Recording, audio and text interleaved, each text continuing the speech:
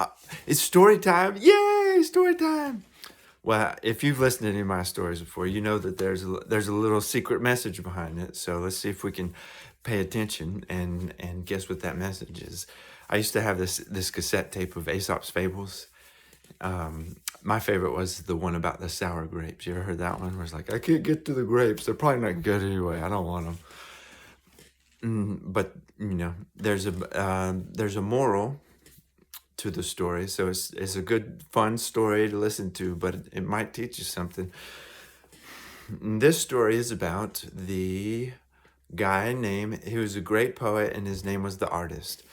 And the Artist, he was kind of like the guy in charge of the children of light, for better or for worse.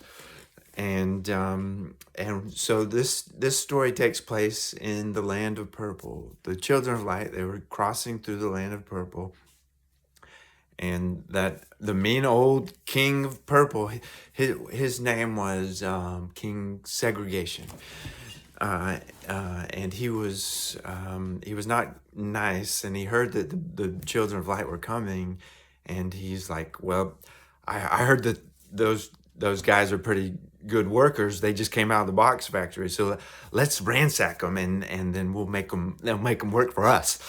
And the land of purple, they were the thing about purple in antiquity is it's really rare. So if you had purple, if you had some purple clothes, then you were like rich. You were like really rich. You were like royal. I used to ask my kids like, where does purple come from? And they'd be like, they knew.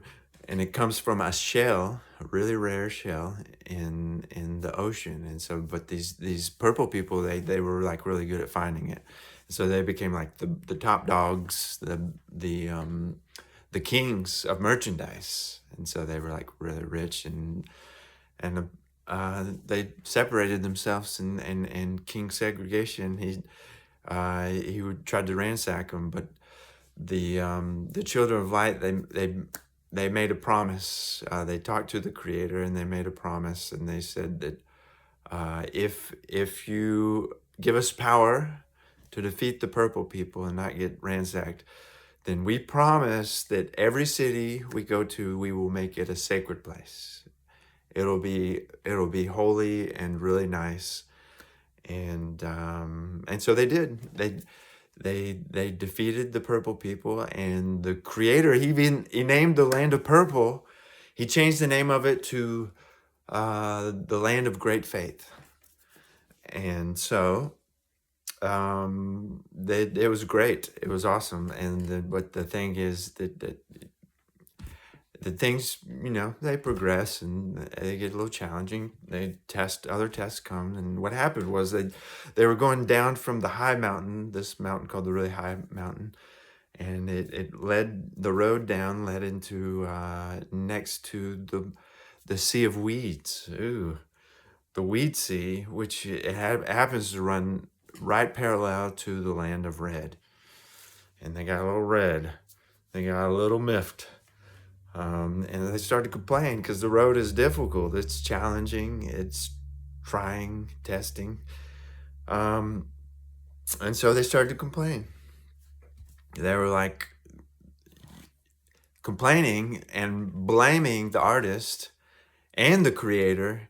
They said, you brought us out of the box factory just to bring us to this stinky weed sea. There's no good food. There's no good sex. And all we eat is spirit bread. And we're tired of it. We're sick of it. And they got the complainers. And nobody likes that. But the Creator, he was chill. Or they were chill. And because they understand the principle that love is, love does not exist without the aspect of freedom or free will. So if we don't give or receive love freely, then it's not really love, it's something different. And so the Creator made this promise that they would never, intervene. But what they decided to do was they decided to let a fire-breathing dragon come. and they just got the shit burned out of them, and so they're just like laying there all crusty and burnt up and shit, and then it's dawned on them that they're like, man, this is worse than the box factory. This is awful. And so they went back to the artist and they're like, please, ask the creator, how the hell do we fix this? And so the artist, he went to the creator, and the creator said, all right, here's what you got to do.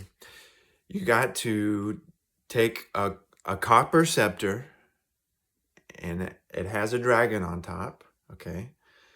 And what you do is you raise the copper scepter with the dragon on top up in the air, and anybody that looks at it will remember, oh, thank God we're not getting the shit burnt out of us by this thing. We can remember all the good things that happened, and we'll be grateful, and it'll start to heal us. And so that's what happened. Anybody that was burnt up got healed just by looking at the copper scepter. I happen to have a picture of it. Looks like that right there, and that's like no smoking sign for dragons, for naughty dragons. And so that's what happened, and you know, some people got burnt up, but the ones that weren't too bad burnt up, they looked at the dragon scepter, and they're doing pretty good. And so then they found this oasis out in the desert, and they went camping, went swimming. It was kind of like summer break, summer vacation, and it was good. Good time.